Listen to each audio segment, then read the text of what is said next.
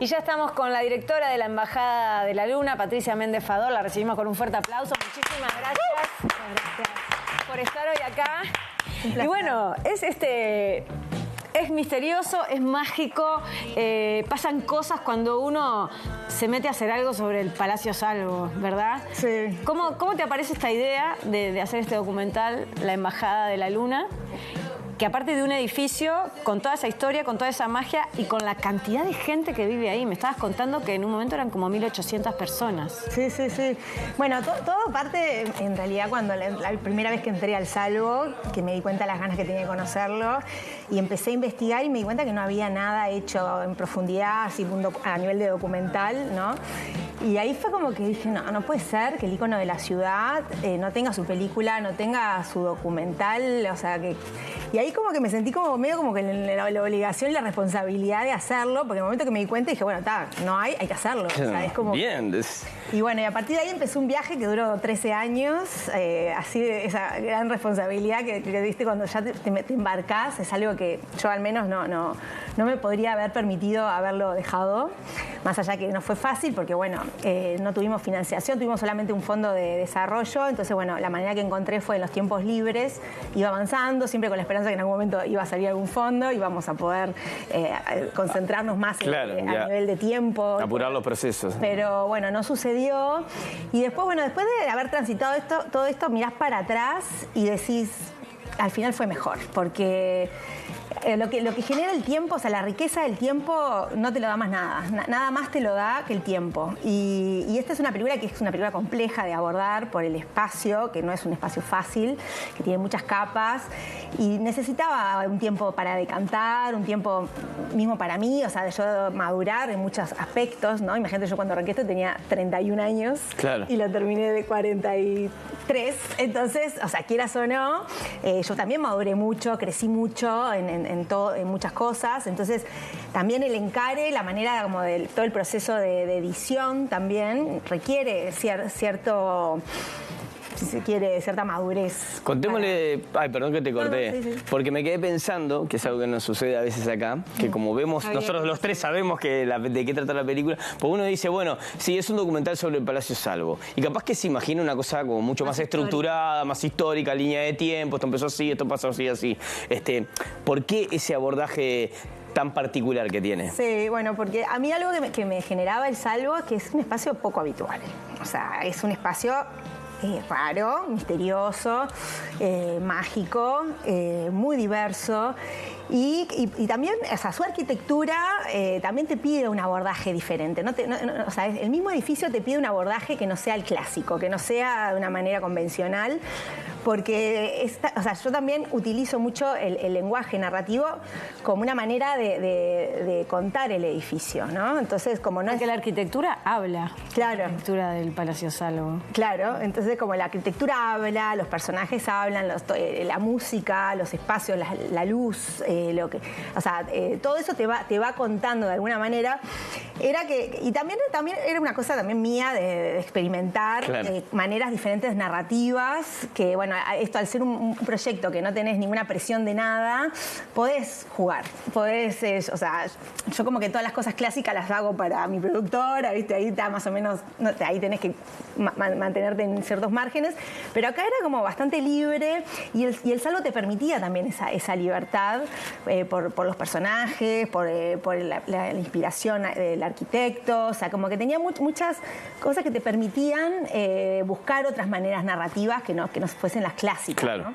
Y claro, yo digo que es un documental más que nada porque los personajes son reales, o sea, son habitantes todos del edificio, el edificio en sí, ¿no? Es real, todas las escenas de la vida cotidiana iban a suceder en ese momento cuando fueron filmadas, o sea, no fue nada armado para cámara. En un momento vos hablaste en una entrevista, claro, de que también un reflejo de la sociedad está ahí en el Palacio Salvo. Porque hay apartamentos mega lujosos, apartamentos que no tienen baño, apartamentos... todo eso ocurre en un mismo espacio. Claro, eso es increíble cuando yo me empecé a meter, empecé a ver toda esta diversidad que que confluye en ese espacio. Yo siempre digo que es como un raspado de la sociedad, ¿no? O sea, uno cuando va a estudiar un organismo, ¿no? Haces un raspado de una parte y podés estudiar todo el organismo.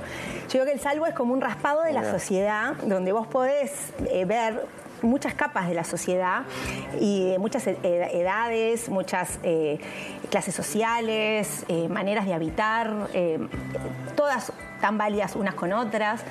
Y bueno, y a partir de ahí también hay un tema mío de que me interesa el humano como especie, me parece muy interesante como tratar de entender qué hace que hagamos lo que hacemos, ¿no? Entonces el salvo me permitía poder estudiar un poco las diferentes maneras de habitar, ¿no? Que eso siempre me pareció alucinante como espacio.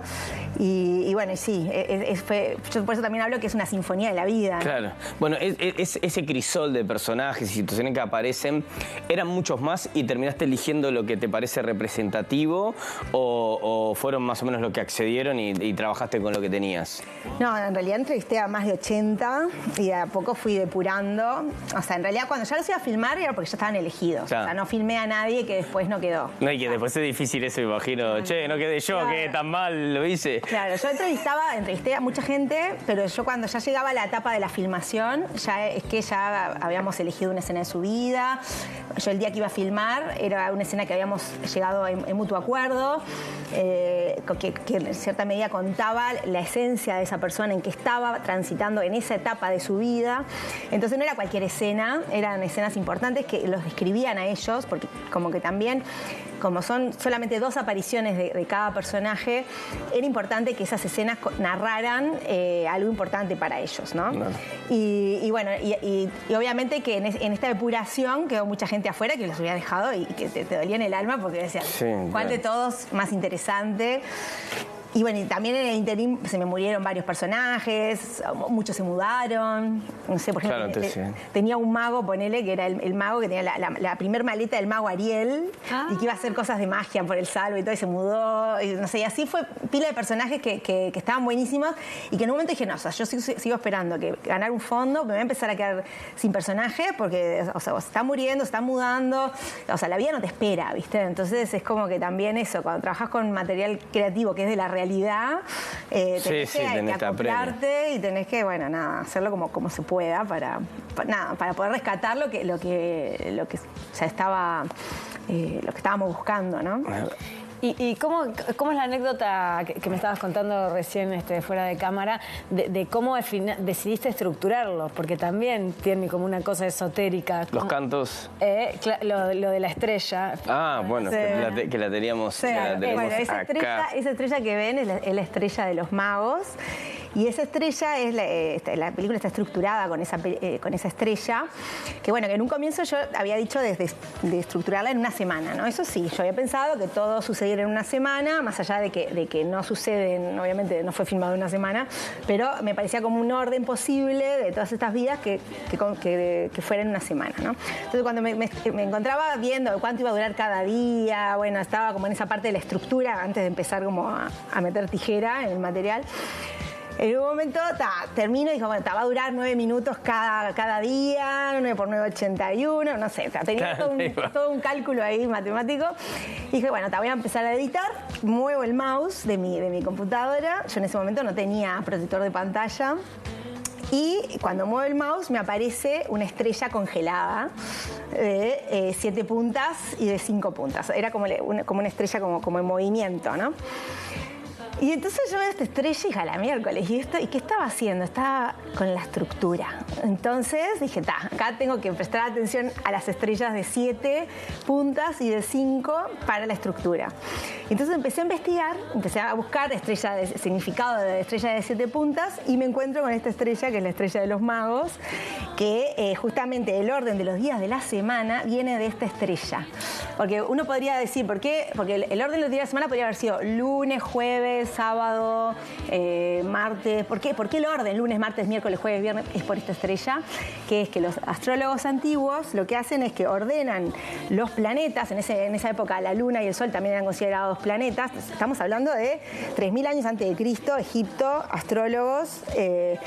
Y bueno, y entonces ellos ordenan los planetas de acuerdo a al tiempo que le lleva a dar la vuelta a la Tierra, porque en esa época se pensaba, ¿no?, que la Tierra era el centro. Saturno, que es el más lejano, está acá, después, bueno, es Júpiter y así, y el más rápido, la Luna, ¿no? Entonces, si tú unes los puntos siguiendo el orden de los días de la semana, se forma esta estrella, ¿entendés? Entonces, por ejemplo, sábado, domingo, sol, luna es luna, y así, ¿no? Y se va armando. Entonces, nuestra semana tiene forma de estrella y es un fractal también. Entonces, nada, encontré maravilloso cuando encontré esto, dije, claro, o sea, Lo cuento por acá. Sí. Mira, es apasionante, pero esto que es televisión y que vamos corriendo, sabemos que igual tenemos la oportunidad de escucharte, porque vos vas a estar este miércoles 20 a las 18:30 en Cinemateca, conversando sobre la película y pudiendo todo esto esotérico desarrollarlo un poco más. Porque... Antes de la función. La función es a las 17 y después el conversatorio es a las 18:30. Ah, perfecto. Perfecto, bien. 18:30 convocamos. Claro, o sea, 18:30, en el fondo, hay gente que capaz que ya vio la película y quiere ir sola al conversatorio, puede hacerlo. Pero si quiere ver la película a las 17, y después se queda al conversatorio.